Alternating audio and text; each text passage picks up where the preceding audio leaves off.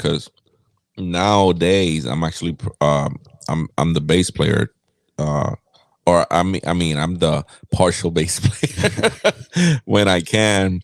I love the group from the first time. As a matter of fact, I got a story about it. The way that I found the Light Fighters was through wasn't my called a classified Craigslist. A Craigslist announcement. We're going way back Jesus, A Craigslist up, announcement, because I was hella bored home. I had just actually moved to California from Puerto Rico. Okay, but this was 2014, 15, around there, somewhere around there. And actually started as the lead guitar, because that's what they was looking for. Was that we need another guitar player, and so it happens that actually.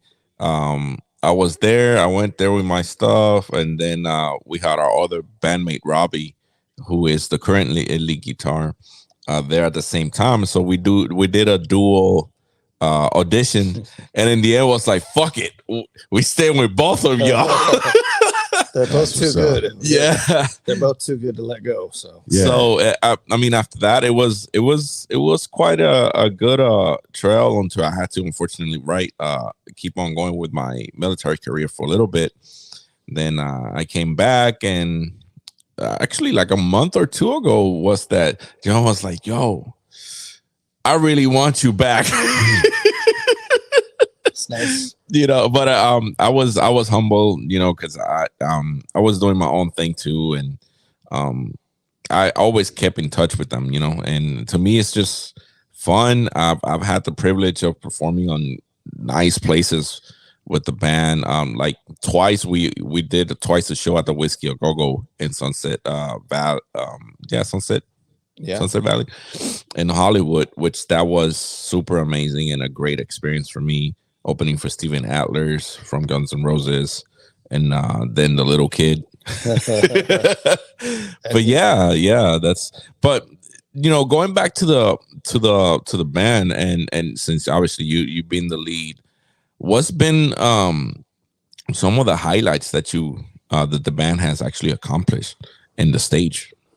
Some of the highlights, I guess you could say, we again, coming from very humble beginnings, just playing pizzerias and bars and everything at first, but then we've kind of like gotten ourselves into the theater circuit. But of course we've heard thousands of no's for every yes, as they say, right? So, but that's kind of what it takes, is the hustle. So I think one of my highlights was, for me personally, was playing with Robbie Krieger. He's the guitarist for the Doors, right? Nice. So that was kind of like, for me, that was one of the biggest things, because I'm a huge Doors fan. So getting to meet him and hang out with him and be backstage with him, and just that week was, again, another Whiskey a Go-Go show on the Sunset Strip, but that week was like the week of the Doors, so it was a big deal.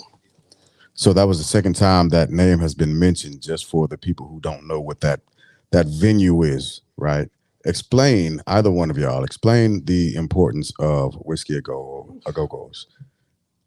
Why is that such a big deal to have in your repertoire as a musician? I guess in recent times, right? I'm gonna say probably the last 3 years, it came about after they Netflix released the movie Dirt, right? Which is the story behind Motley Crue.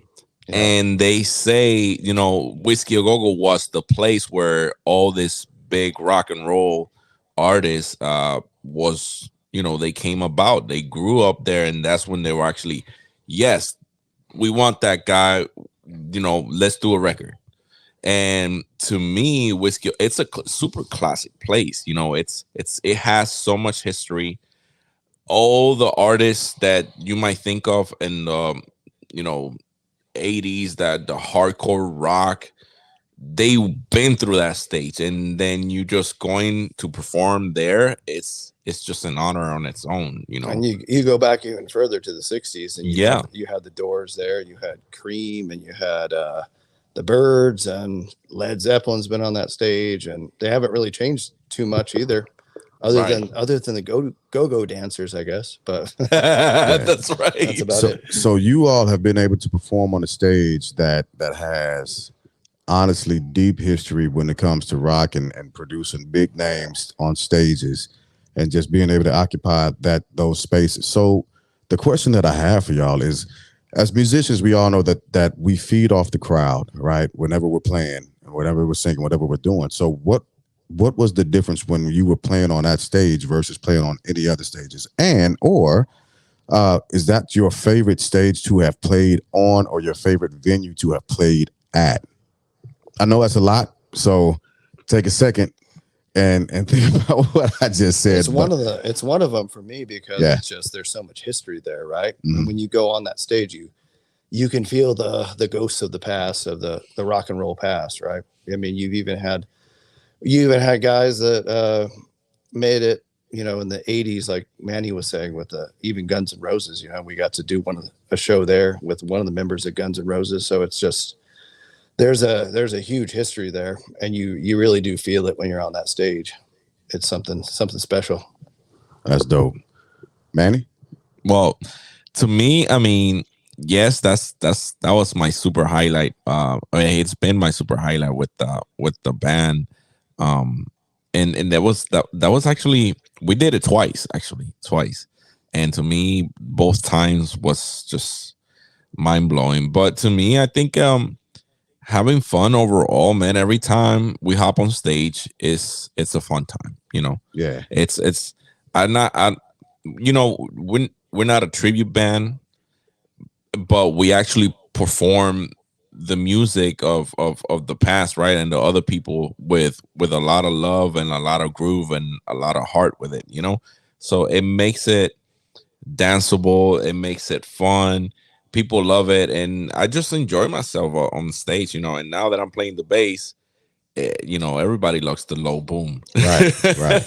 So with that being said, transitioning into music, and I know, again, like when we were talking over dinner, you all aren't a tribute band, right? So give us some of your actual songs, your originals that you play whenever you're actually at a venue. Even some of your favorite songs that you play when you're at a venue. Well, some of them are, a lot of the times I'll just say they're a Black Key song, just because then people listen to it. So, because if you say it's an original song, sometimes, unless you're in a place like the Whiskey A Go-Go, they're expecting original music, right? But some other places, they're expecting cover music, or music that they know really well.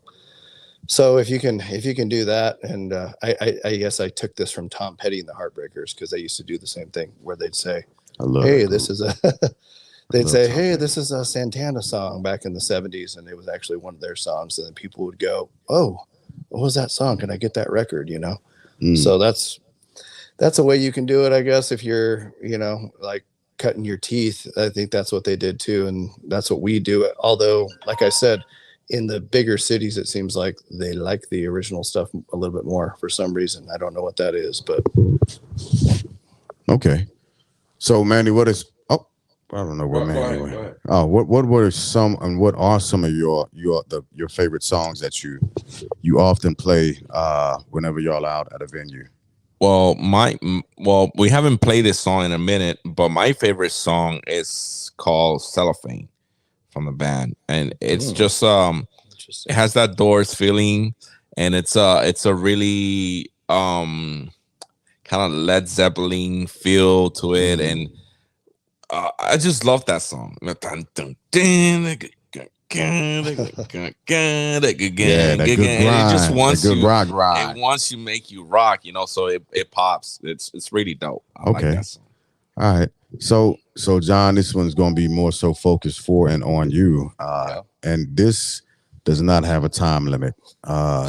So answer this as long and as hard and as in depth as you can. So what do you do for a living? What's your background? Where are you from? Did you grow up doing music? Did you find music at a certain age? Where did you study music? What is your favorite genre of music? Is it really the one that you're playing, or is it something that is a little bit off, but you're able to just find a groove with what you're playing right now? And what's your family makeup like? So yeah, who are you as a person? Who are you as a person? That's actually the question that I'm asking at the end of the day. Well, for me, I